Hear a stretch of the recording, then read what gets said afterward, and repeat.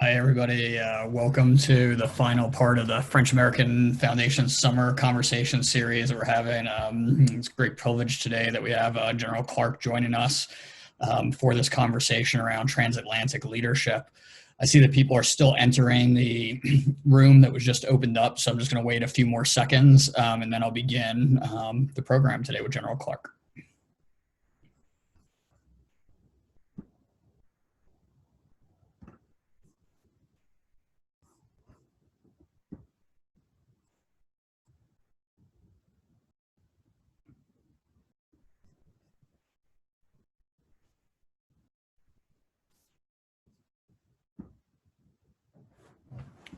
All right, great. It looks like people are still entering, but we'll begin. On behalf of the French American Foundation, I'm Scott Handler. I'm one of the board members with the foundation. And just to give people a little bit of background on the foundation itself, the foundation was begun in 1976 between General Ford and President Destange, who ended up announcing a partnership to try to increase the dialogue between the U.S. and France and build our transatlantic relationship. Jim Lowenstein, who was one of the brains behind the beginning of it, talked about how at the time Americans felt that the French didn't understand us and they didn't understand, or we didn't understand them. And both sides had a little bit of a superiority complex towards one another. And one way to break down that idea was, how do we increase a dialogue between business leaders, political leaders, military leaders, and other leaders of both of our societies to forge a path together of communication and to learn and build these lasting relationships. So that was the beginning of the foundation. And one of the cornerstones of the foundation has been our Young Leader Program, which next year will be the 40th anniversary of it. And General Clark and I are both alums of the Young Leader Program, where the Young Leader Program again brings together people from both the French society and American society across the spectrum of arts, business, civic engagement, military engagement, to build those relationships that will last into the future, including former heads of state, governors, CEOs, business leaders, military generals, and others who have been alums and grown over that time and continued on with those relationships. So just a little bit about the foundation. And now I just want to jump into, everybody's received General Clark's bio, so I don't want to belabor the bio so we can get into the time. But General Clark retired from the military as the Supreme Allied Commander Europe, or the head of NATO's military forces.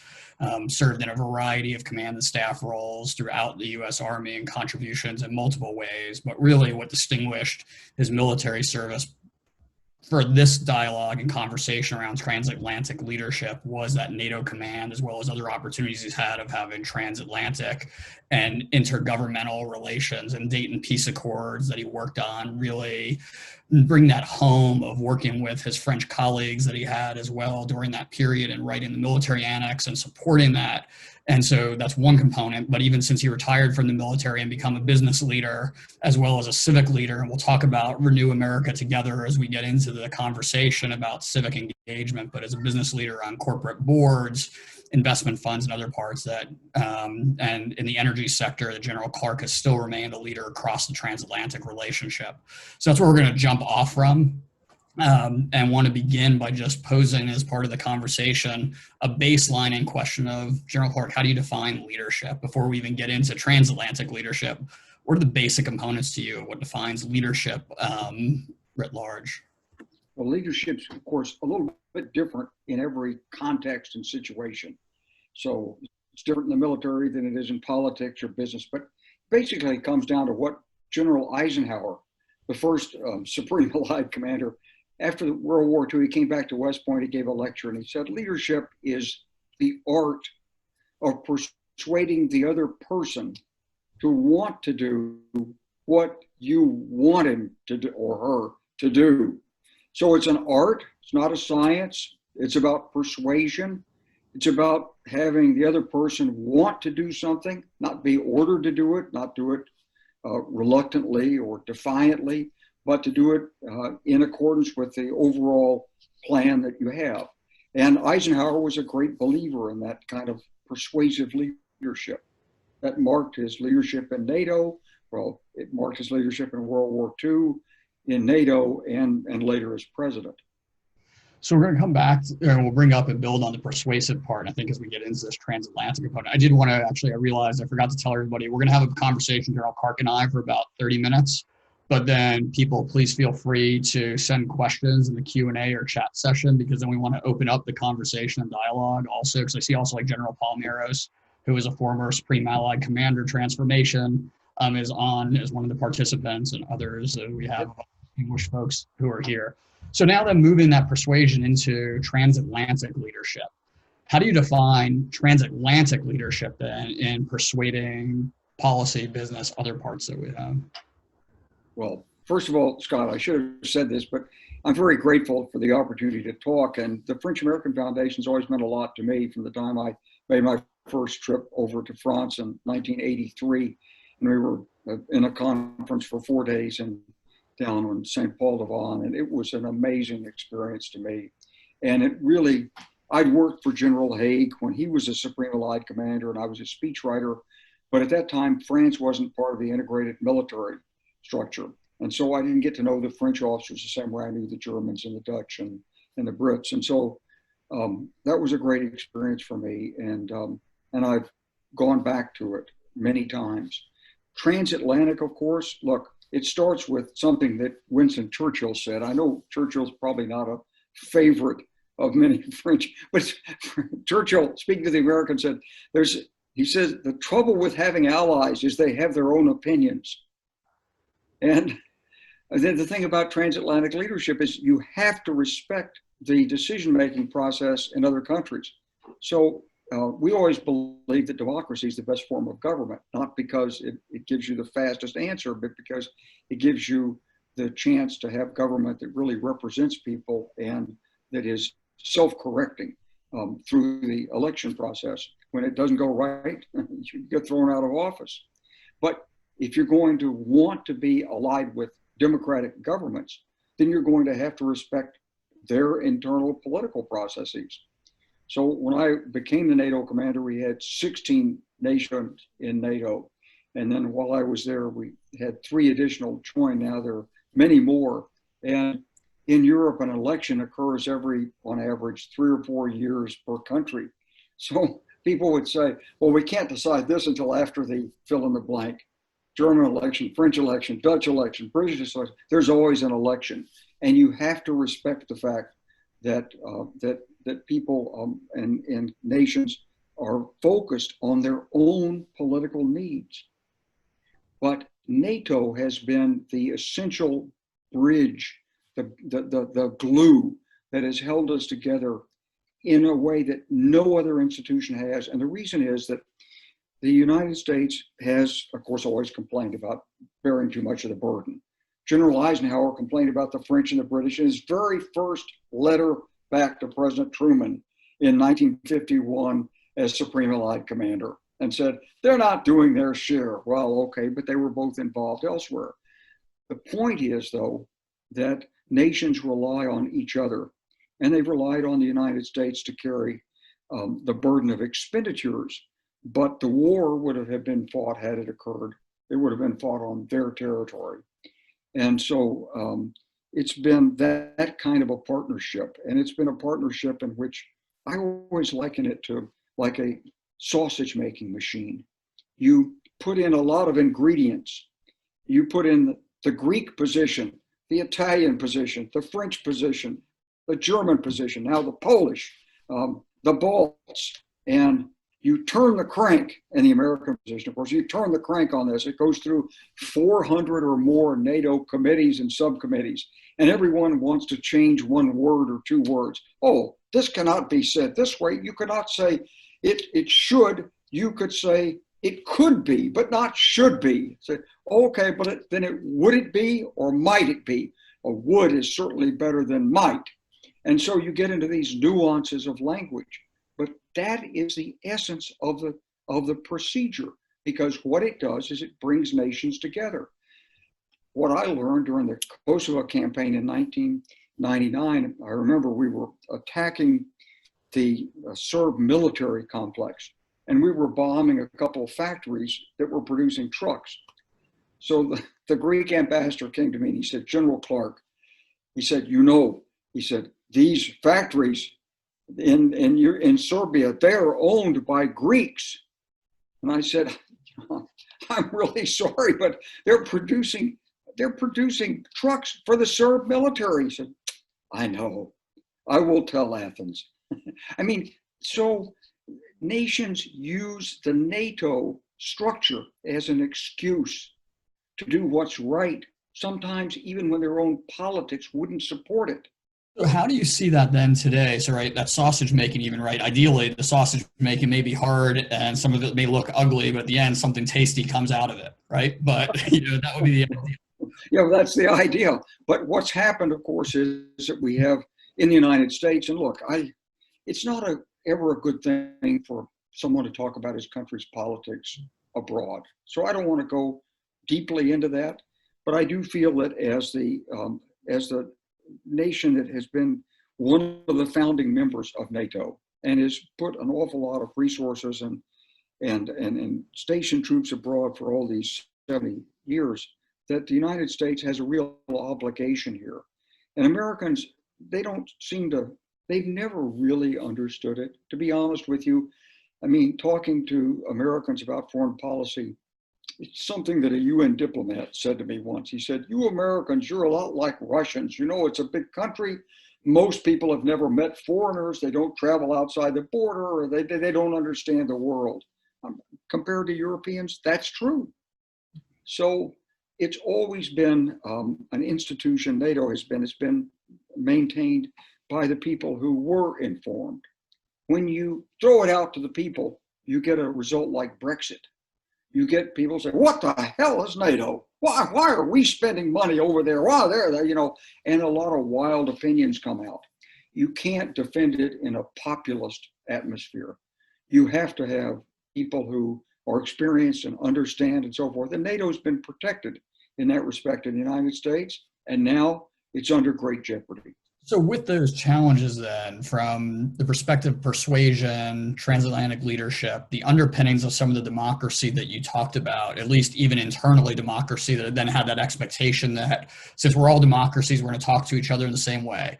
Looking at some of the move towards illiberal democracy or authoritarianism, depending on how one defines it within Europe even, so not even looking at the US. That rise of populism period, though, of left and right-wing populism, how can you overcome those with the institutions that have been created to still achieve that goal of leadership? Or are we expecting a period that, some of the progress may be halted and we won't be able to move forward because without those institutions being democratic, it just may not work? Well, it's all about priorities.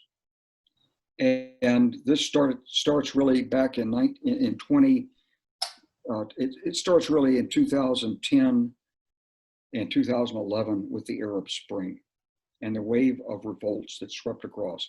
A number of nations jumped into Syria in an effort to capitalize on Syrian oil, to take apart Bashar Assad, to gain territory, for whatever reason.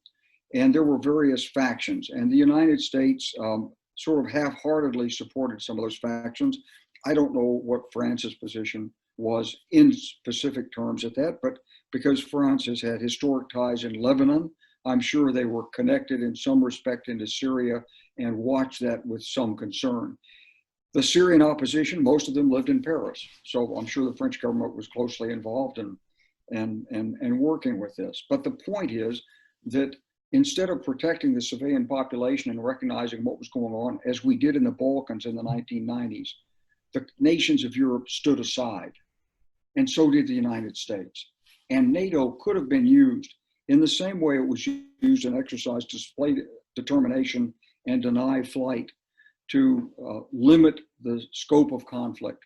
In 1995, in 94, the German government told the Americans, look, we're spending 20 billion marks a year on refugees from Yugoslavia. You got to do something about this. And so think of that, if we'd had a Helmut Kohl who had been articulating this, or think about the burden we put on Italy and Greece during this period. And we could have used the institutions of NATO. We could have safeguarded those refugees. We could have kept them in Syria. We could have limited the use of air power. We didn't do it. We just backed away from the problem. This fed the nationalist movement. So with that feeding, right, and the refugee crisis, I'm going to want to come back to that, but I want to take a moment then as we talk about how that's feeding part of the populism. So you created Renew America Together. And I want to see what, I mean, if you could just describe to people what Renew America Together is doing around trying to improve civic engagement here, but what can that even be for a model to even do potentially to try to increase that over, in Europe as well as is it a response to the rising populism? Is it a way to mitigate populism? It But might be a way to mitigate it if you get the right people and you can get the right audience. What we do in Renew America is we get former politicians of the two parties to go out together and talk to civic groups and student groups and try to explain what politics is, because the basic thesis for Renew America is that although everything you see about American politics looks terribly divisive, in fact, Americans mostly agree on most everything. And it's the function of the two political parties to exaggerate and overstate the differences in an effort to draw money, support, and voters. So they actually each act as agents of polarization. The same thing has happened, of course, with the American media, really since for the last 30 years, since the end of the Fairness in Media campaign that was put in place in the 1930s and 40s in the United States. Media has become highly partisan. It was always partisan to some extent in Europe. But with the advent then of social media, it's become even more a polarizing force. And so what we try to do is bring people together. The idea being that if you've been in politics, but you're not asking for money, you're not asking for a vote, you're no longer looking for a position, maybe you can talk more reflectively about the experience and explain how it is that parties function, why they do what they do, and then how to see through the facade of partisanship to find America's enduring interests. And maybe that's a model that could work elsewhere. because I think that even gets to your point of Americans not understanding necessarily, not out of choice or just not the need to understand foreign policy because it's something that's taken care of, and the relative safety, the shores distance that brings them, right? So then internationally, right, Scott, because remember now, if you look at it, I was watching a French television series a month or so ago called The French Village. And maybe our French listeners have seen this. It's on Amazon Prime, and it's got nice English subtitles. So anyone from the United States that wants to see what France went through during the occupation in World War II, The French Village is a good look at it. But Americans they don't have any experience with war, occupation, destruction. It was more than 150 years ago that the North ripped up the railroads in the South, and raiders went back and forth, burning farms and killing livestock.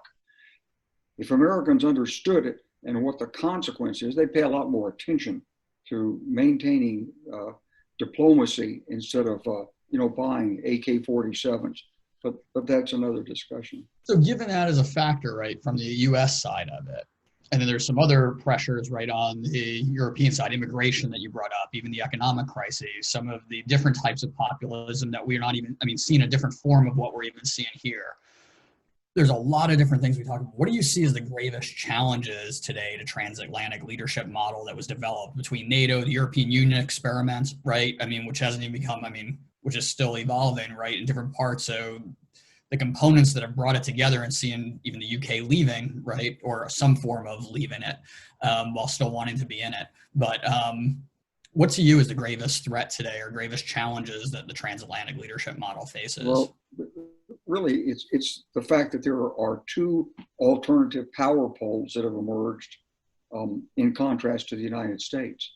At the end of World War II, the United States had 50% of the world's productive capacity and a U.S. nuclear monopoly, and we were in Europe. And so it was a natural thing to build a transatlantic linkage. And the idea was to deter conflict. But especially with the acidic comments that have passed back and forth between the United States and its allies over the last 4 years, and with the growth of Chinese investment and Russian interference, both financial and through media and propaganda and politics in Europe, Europeans are pulled in many different directions. And this is a real challenge for us. Could we pull this relationship back together and make it as strong as it was? Absolutely. But it can't be done without two things. First, clear vision on the part of national leaders. And secondly, a willingness to face up to their responsibilities and costs of doing this with the public. And so we need a stronger European defense contribution, for example. But what about the investments that China is making in, let's say, Italy? So what does that do to Italy's then foreign policy? And does Italy want to then join with us? What about the Russian and Nord Stream 2 and the pipeline with Germany? I was in a restaurant in Washington a few years ago, and a Bosnian man who works for the UN said, General Clark, listen, I want to tell you something. He said, everywhere there's a Gazprom pumping station in Europe, there's Russian money paying off politicians. And of course, you know that theoretically that there's a lot of corruption, but until you actually see it and have someone say, I know, I said, why don't you do something about it? He said, we can't do anything about it. We can't stop it. The UN doesn't have the means to. So you realize there are many fractionating forces here. Here's another one. People are rushing to invest in Chinese state bonds. So at the very moment, the United States government wants to pick a fight with China on Huawei, American investors are saying, I get my best returns off buying Chinese state bonds. And some of the big exchange traded funds are now investing American pension money in Chinese bonds. So the world is much more complicated than it was during the period of the Cold War. This is a real challenge we face. Because that gets to something that you're bringing up and you brought up before that is, okay, the role of Chinese investment, one, imports alone, right, of ownership, right, and different, even being able to get off controlling trade routes, Belt and Road Initiative coming into even parts of Europe. Yep. The 5G issue, right, which has been even in Europe divisive, let alone with the US's role in or other part. Where then, and I mean, we haven't talked COVID, and I want to come to that in a moment as an opportunity, and I know you have views there around like this human breaking point, but where then do you see the greatest opportunities of not just the divisive points? What are the common points where you think there's a greatest opportunity to engage transatlantic leadership? Where do you think we can make that progress forward to face those Chinese and Russian challenges or threats, right, depending on the perspective of how looking at it, or opportunities from others when it's purely, right, from a money standpoint potentially, but some other ways? Where do you see the opportunities that we can try to take advantage of now to prevent the further slide of the relationships? Well, the American dollar is still the prime international currency, reserve currency. And so this gives us still our greatest leverage. Second thing is that European governments traditionally are more, let's say, statist than the United States government is. For example, there's nothing in the United States like the École Nationale d'Administration. So there's no way that American businessmen ever receive a comprehensive view of what's in the interest of the United States. They don't do that.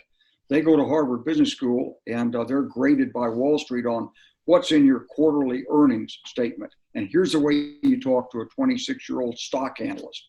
But they're not taught about what's good for the United States. This is really the United States challenge.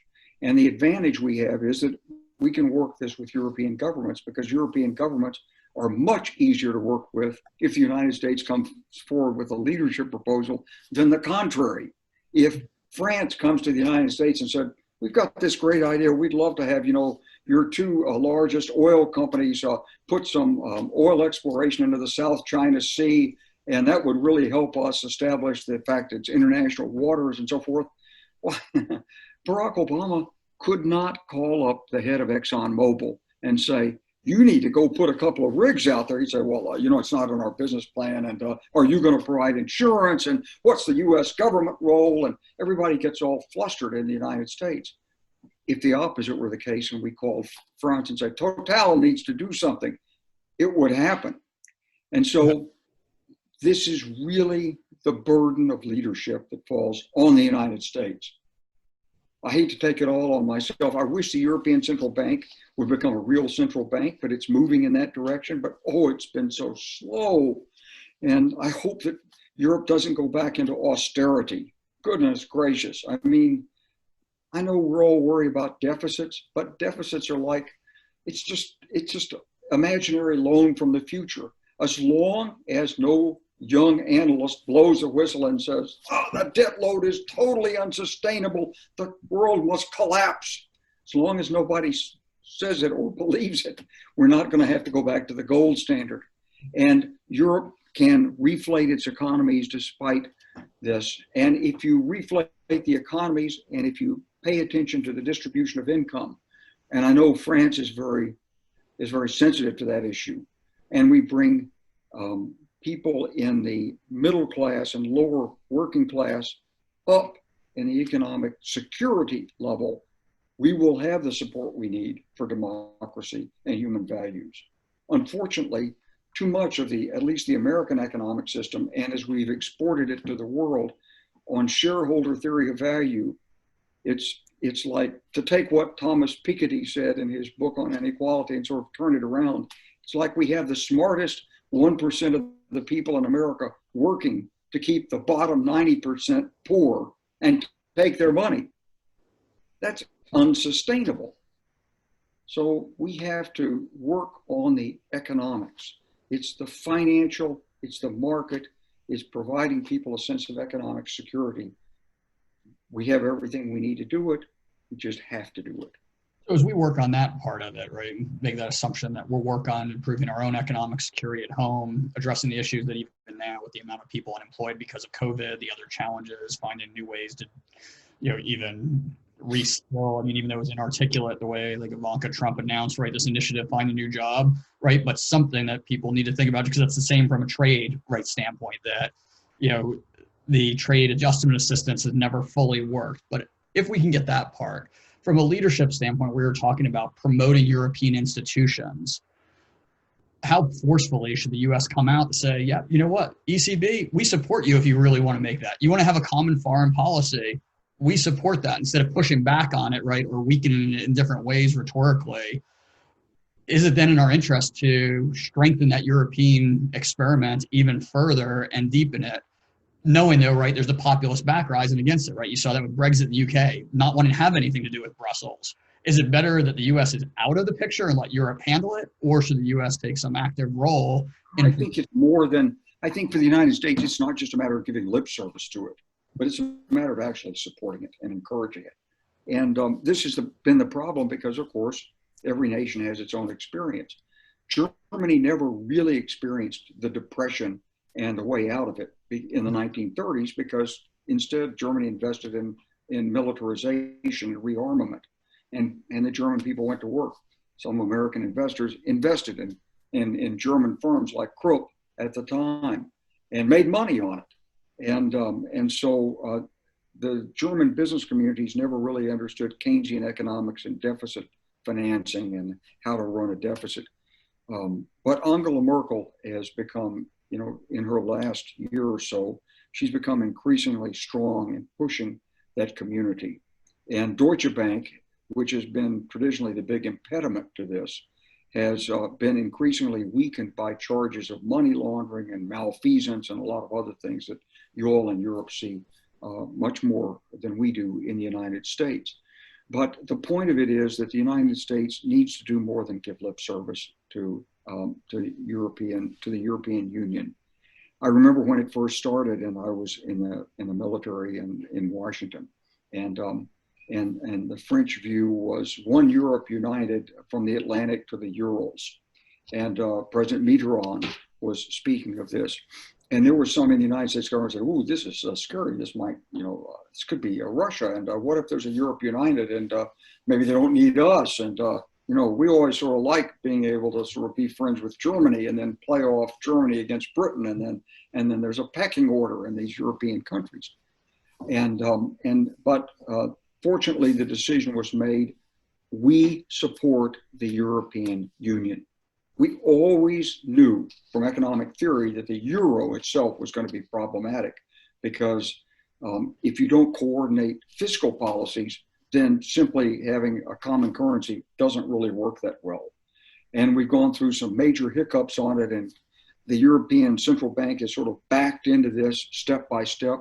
But I think that and maybe this is the silver lining in the cloud, maybe France and Germany, seeing the problems with across the Atlantic here in this country, maybe their stronger expression of need for a strong Europe will overpower the reluctance of the German taxpayer and the German business community to run deficits. And maybe it will enable us, the European Central Bank and the other institutions in Brussels, to fulfill the natural role. Look, I live in the state of Arkansas.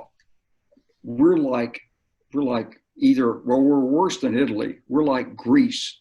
We take money constantly from those Yankees. We get all kinds of federal benefits. And if you ever, we're one of the largest beneficiary states.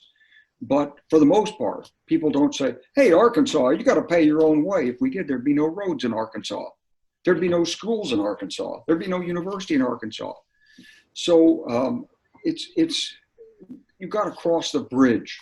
It's a wonderful thing to have different languages and different cultures in Europe.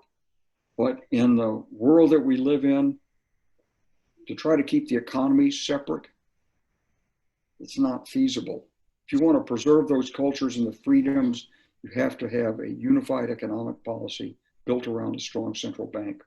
So even with that of the unified economic policy, I'm going to ask, and everybody, I see a few questions coming in, so please keep them coming in. I'm going to ask one more and then, may re-engage with another one.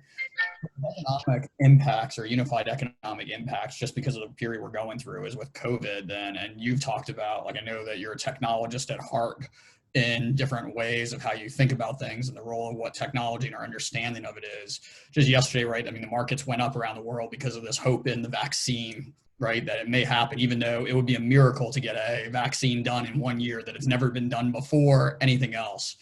But where is that opportunity of something like that from instead of just buying up a German company so we can have our own, access to those as was floated around, what could be done as a model to show leadership around COVID together, and are there opportunities working there? And what your thoughts? So I think that what you have to do is on COVID is, first of all, you have to have multiple vaccine candidates. We do. In the White House, they picked out 14. They called it warp drive, but they only funded 5. Some are recombinant RNA, and some use a portion of the virus to excite an antibody reaction. And they feed that portion embedded in the adenovirus, they call it, that can be used again and again. There are different technologies, and you have to try each of these technologies. You have to move forward on a broad front, because as you go through the trials, there are major uncertainties. There are safety issues, and there are also efficacy issues. How long if you get immunity, how long would it last? And there's an underlying concern in this that maybe we don't, this is somebody, I can't talk right now. We're off by an hour. Thank you. This is the president of the International Criminal Court trying to call me, and they got the time zone wrong. Excuse me. So there's the issue of maybe we really don't understand what the disease is.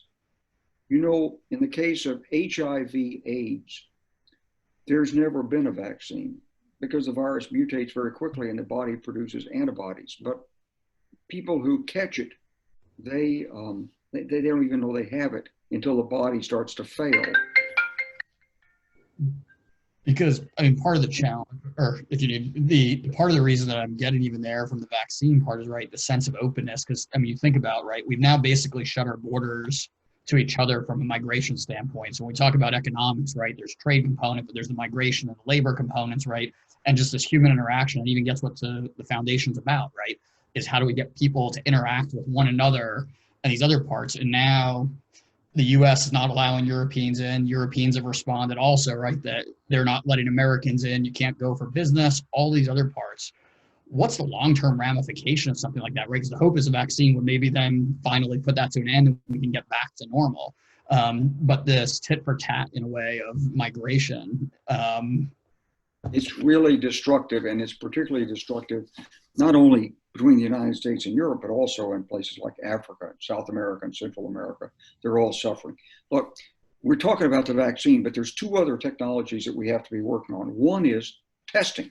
We need an immediate, accurate test, something you could lick every morning that would say, hey, there's no COVID here. And you say, and you put the sticker on your shirt. You say, I'm COVID free for now. And tomorrow you have to take another test. And we may have to do this for a while, but we don't have that test right now. The instant tests that take a half hour to read, they've got a 40% or higher negative rate, false negative rate. So you think you don't have it when you have it. So testing and cheap, you need something that's, 10 cents, 25 cents per test, something that's like a litmus paper that you can put on. We have to develop that. We've got enough scientists in the world to do it. And secondly, you need a therapeutic. A lot of people are not going to get vaccinated for a lot of different reasons. And it may in fact be that the vaccine works for a year, maybe it doesn't work for 2 years. Maybe the virus mutates. If you have to live with this for a long time, you've got to have a therapeutic. We don't know what the therapeutic is. This is not necessarily a respiratory disease. This is really more of a blood disease. And this is what they're finding in the autopsies of all these blood vessels destroyed. So the vaccine's gotten all the attention, it's gotten billions of dollars, but who's putting the money into the therapeutics and testing? All three have to work together. Great. So I'm going to turn to some of the questions that have come in. General Palomeros actually was the first one to come in, and he says, Wesley, thank you for your great contribution to the Alliance.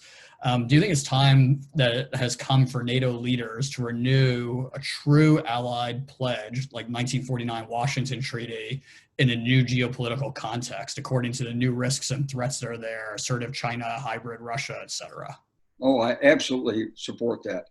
And I'm hopeful that if Vice President Biden wins the election, that's what we'll get, a new pledge, because we're the groups, Europe and the United States, that share values. And together we're a billion people. And if we don't have this strong relationship, our culture, our civilization, our values will not make it in the world of the 21st century. We're facing a real challenge.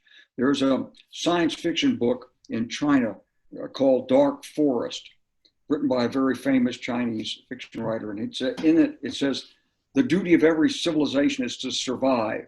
And so it's cast in science fiction terms, but when you meet a star-traveling civilization out there, your duty is to survive that civilization. So it means a war. It means the Hobbesian state of a war of one against everybody else. And we don't believe that in the United States, and we don't want that to be our policy, but we need a strong relationship with Europe to preserve the culture of human liberty and rights that we believe is the right path, at least for ourselves. Another question we had come in is TJ Quirk. Do you feel NATO is equipped to fight a cyber war? Would an alternative method of that's the second question. So the first one would be, do you feel NATO is equipped for fighting a cyber war? Well, not really, because the targets of that, what would it take actually to be equipped? The problem with it is that in 1999, two Chinese colonels wrote a book called Unrestricted Warfare, and in it they talked about shutting down utility systems, water, power, transportation, all the kinds of things that you would do if you were fighting what used to be called total war. And the problem is that in cyber, we don't have total defense. In the United States, we have a cyber command. It protects the US government. It does not protect industry and does not protect the banking system. So it's every group for themselves in cyber. Well, that's not the case if you're attacking. So state institutions can develop cyber attacks against particular civil functions. It's against the Geneva Conventions, but it's being done.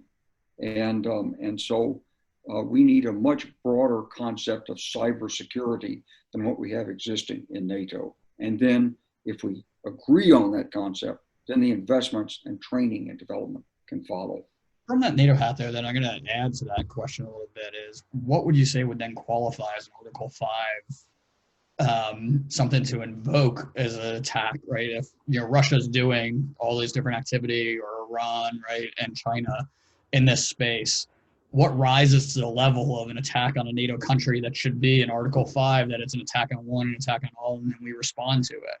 Yeah, it's a really tough call. So let's say that the Russians come in and they interfere with the ability of French citizens to query the government on their utility bills. And whenever you go on your website, it's blocked by, it says this site is no longer operational. It flashes a sign of a skull and crossbones or something up there. You say, well, okay, that's a nuisance, but I'm sure we can track that down and get rid of it. Okay, so you're not going to bomb Moscow over that. But let's say that the cyber attack comes in and they shut down the electricity grid in France, and you have no transportation, no communications, no cold storage, no fuel. How long does France last without electricity? 72 hours. At the end of that, all the patients in the hospitals have died, and people are fighting in the streets over scraps of food that haven't spoiled. And it's the same way throughout. That is a level of attack that clearly is an attack on a civilization and a society. You'd be hard pressed to say that that's not equivalent to a kinetic strike. So then those two extremes, somewhere in between, you have to have ambiguity.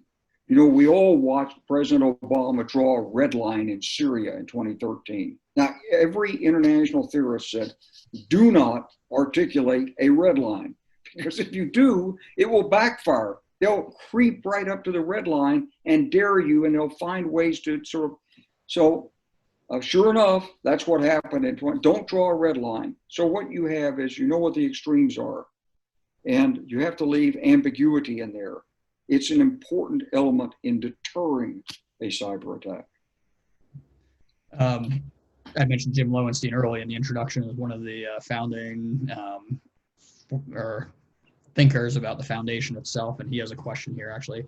How lasting do you think the damage is to transatlantic relation, or how lasting do you think the damage to transatlantic relations have been?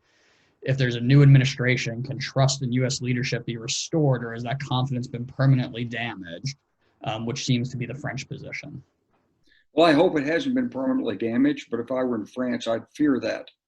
But this has been a long-term erosion.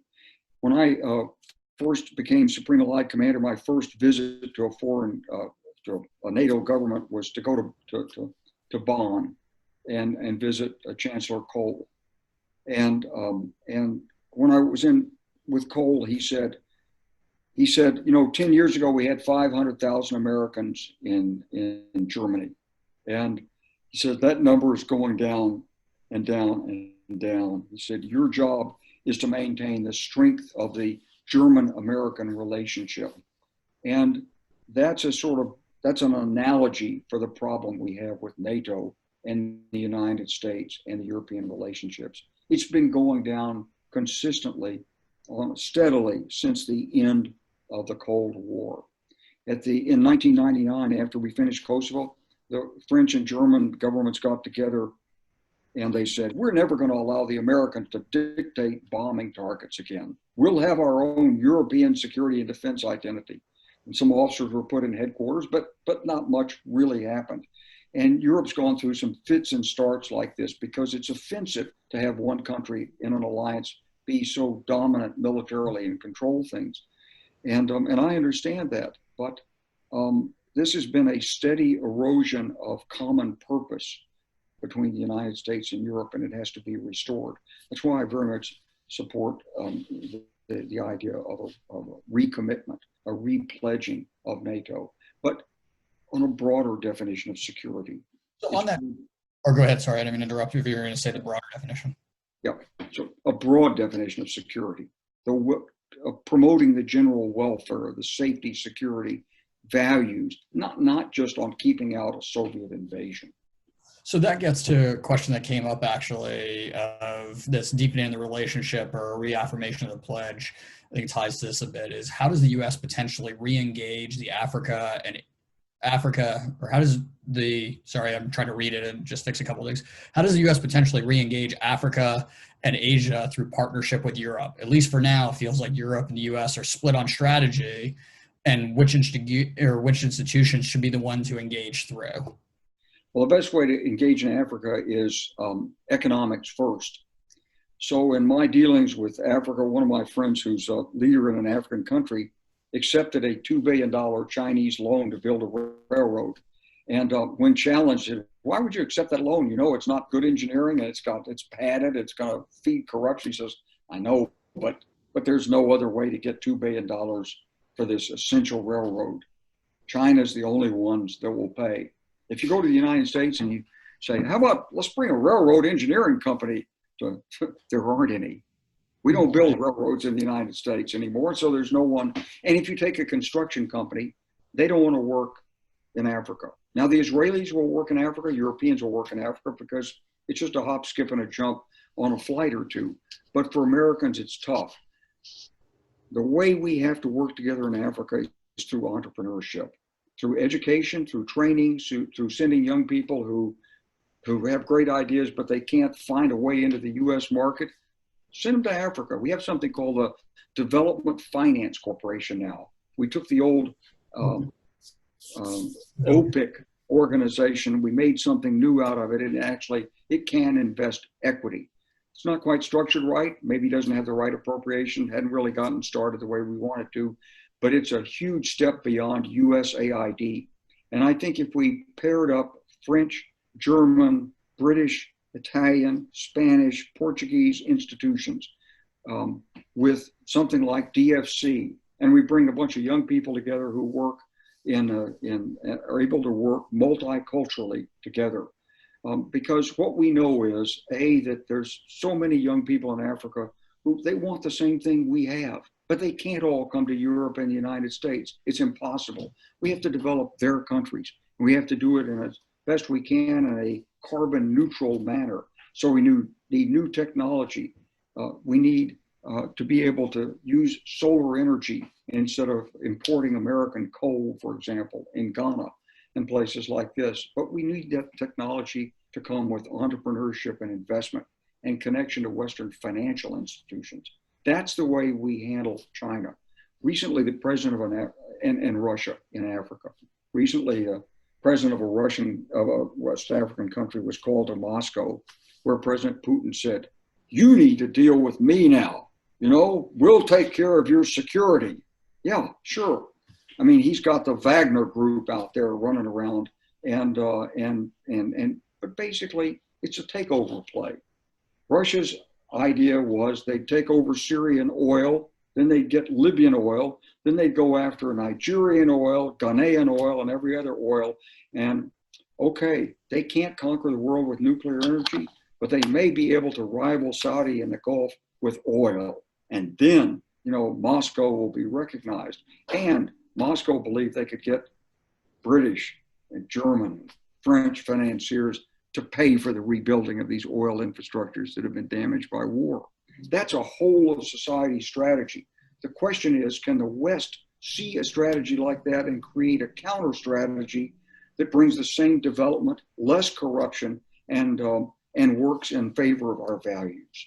In what way can we help incentivize our European partners to see the value? I mean, what the potential short-term view of that, right, of partnering with Russia because of the contract value of it versus the societal values we talked about, and what alternative can we try to develop together to that? Got to have a much more sophisticated understanding of how markets work. What happened when the Berlin Wall fell and the Cold War ended? What we actually did is open up our own societies to infiltration by fake news, propaganda, and of course by corrupt money. So if you look at the city of London, it's totally taken over by Russian money. And Russian money is a very important factor in financing the Conservative Party in Britain. In the United States, there's also a lot of Russian money. And this Russian money is all connected to the state, because Russia is still a statist economy. So if you're going to work transatlantically between the United States and Europe, you have to appreciate how to use the private sector. And you have to put the disincentives on the private sector so they don't do what Lenin said could be done. Lenin, one of his early famous statements is, he says, the capitalists will sell us the rope with which we will hang them. And that's always been, that's always been the Soviet and now Russian view. So if you read the recently published book called Putin's People, which is out in English, I'm sure it's in French, it explains how really through an evolutionary process, the former Russian Soviet intelligence agencies took over the wealth of the state and how they're still in charge and how it works to serve Russian foreign policy aims. It's an amazing book that shows the naivety of Western institutions in dealing with the challenge from the East. That leads to a question also there, just since we're on the topic of Russia. The other part, I think, is spoke about the increasing division in politics.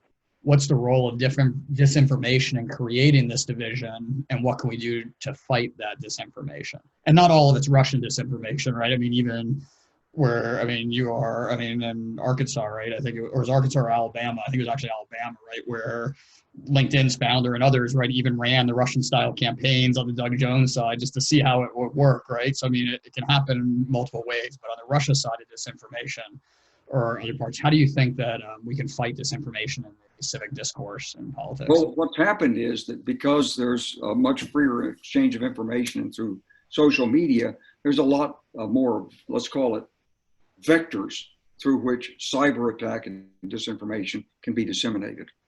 But there's also a lot of defenders on those vectors. So what we have to do is mobilize ordinary people to spend a few minutes a day and police, report, check, and report on their local media, social media, on TikTok, on Twitter, on Facebook. Where is people know this is fake news, but they don't know what to do about it. And you can actually find the bots on it. I was looking at a network the other day, and there was some criticism of Joe Biden saying he must be an old man, and immediately, somebody jumps in and says, "You got it right, brother," and then somebody else says, "Yes, yes," and those are bot networks, because that's not the way real people talk. You can go back and check these. Now, what we're doing at Renew America Together is we're trying to build an American patriotic defense of free speech by identifying fake news, calling it out, and getting citizens to do this. In the early 1900s, the National Rifle Association was established to promote rifle marksmanship, because we thought that rifle marksmanship was the key to training a citizenry to be able to defend the country. It was on the same pattern that in the 14th century, English yeomen had to use a longbow to defend against the vicious crossbowmen of France. And all through Britain at the time, there were longbow contests, and young people learned this and so forth. Well, today you can defend your country by just looking at the computer and spending, half an hour a day on Twitter or Facebook or TikTok or whatever your favorite medium is, and reporting what's wrong and challenging these people directly. Listen, it could be cleaned up in a heartbeat. And the very technology that lets it come in can force it out. So with that, right, one of the things that we saw is how it and it's going to lead to a next question Newton's asking here, was with this disinformation, right, it also deepened and plugged into divides that people had in this country. And it really tried to sharpen, right, the campaigns that happened. So the question that Newton had was, how can we go forward in terms of a transatlantic leadership, clearly important from an economic standpoint? But to be frank, the U.S. cannot proceed through the 21st century without a pipeline that represents people of all backgrounds. And here Newton's saying too that by 2045, the U.S. will be a majority-minority country what are the consequences to our leadership in maintaining the current socioeconomic divides between minorities and the white U.S. population? And what intentional actions would you suggest to mitigate those divides or mitigate these divides? Well, I think that the United States does have to deal with the issue of racism, and you have to do it step by step. But I mean, we're not the only country that has racism problems, and as a former French finance minister told me, he said, when the minority reaches 15% of the population, it's no longer interesting. Instead, it's demanding its own holidays and its own schedules and its own so forth. And so there's frictions in every country. And we just have to work on equal opportunity, on assimilation, and on really trying to understand what anti-racism means. We're using this phrase in the United States. It hasn't been well understood, but everybody consciously or unconsciously has racist attitudes. So you should be ashamed of it, but everybody has it. And it's not just about race, it's about height. It's about skin color. It's about eye color. You know, I'm sure this is not true in France, Scott, but in the United States, we prefer people who are men who are 6'2" or taller with blonde hair and blue eyes. And if you're in a crowd, that person always he's the first one to be given the free tickets to the theater, or the one who's called on, say, would you like to lead this discussion? And this starts in adolescence and it follows through.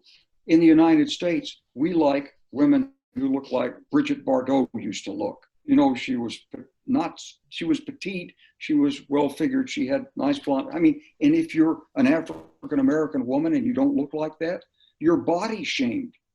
And we're fighting against that in the United States. But this is a struggle that every individual has to pick up and lead in their own mind, of not being prejudiced, not prejudging people based on their physical appearance, and taking them instead for the content of their character and their skills and their expertise. And so we have a few minutes left. So I'll finish with one last question. I think Val's going to come in here right after that. Is Roy asks, looking at the coming next decade, what should be, and I'll put this in, I'm going to modify just a little bit, what should be the top priority for the next presidents of France and the US after the upcoming elections to strengthen, I'm going to add this part of it, to strengthen that transatlantic alliance and the relationships that we have? Well, I think that, you know, it's about NATO and the repledge to NATO. I think it's about strengthening the European Central Bank. And I think it's about adopting common economic and military security policies, including cybersecurity, toward Russia and toward China. During the Cold War, for example, we had something called Comic-Con, where you didn't sell computers to Poland, for example, because they were prescribed article. They couldn't get computers, or East Germany, they were smuggled in because they were considered high tech and they were considered something that was advantageous. And it didn't matter. You didn't say, oh, well, no, this won't go to state security. This will just be, you know, for school teachers. Sorry, not going in. And that was a collective decision made by NATO governments. It was enforced pretty well. It wasn't leak proof, but it was pretty good. We need to reestablish those kinds of mechanisms, because on intellectual property theft, China still is the king, and they're really good at it. In terms of fake news and disinformation and corruption of government, the Russians are keen on it, and they know how to do it. And we have to look at the laws and structures that we use. You can't convict people of money laundering unless you can get information from banks in Russia. And you can't get that information from banks in Russia because they don't give it to you, because that's their state policy. Well, okay, if that's the case, then what is the right structure to preserve the sanctity of Western culture and institutions? You have one side using our own rights, freedoms, and structures against us to destroy who we are and what we are. So looking ahead, this is what has to be thought through at multiple levels, multiple different institutions. Committees have to look at 21st century security, banking committees, investment committees, manufacturing committees, and it needs to be done in a transatlantic context. Well, General Clark, on behalf of the foundation, thanks a lot for taking the time to spend with us today in the conversation, and thanks for your service, both from the military side, but also in what you're trying to do with Renew America Together and increasing and promoting civic engagement, which is, again, part of the core of what the foundation is about and what we're trying to do in the dialogue between both the French and the U.S. and just the whole transatlantic relationship period. I'm going to turn it over to Val, but if you got any final remarks or comments that you wanted to add before we get ready to sign off here soon after Val. First of all, I mean, want to thank all the people who tuned in on this, because the fact that you're listening into this says you believe that these transatlantic relationships are really important, and I certainly do. And I just thank the French American Foundation for your role in supporting this. Thank you. Val, you there? Ready to take it over? Great. Thank you so much to both of you for joining us for our final webinar of the summer for this very insightful conversation about leadership in this transatlantic context. Just a quick note that the foundation will be taking a break for the next few weeks to revamp our program calendar and return with a new set of digital webinars that we hope everyone can join us for. And you can stay tuned for the announcement of those webinars on our newsletter, our website, and our social media. So again, to everyone online, to our speakers, thank you so much, and we hope to see you all very soon. Bye, everyone. Bye.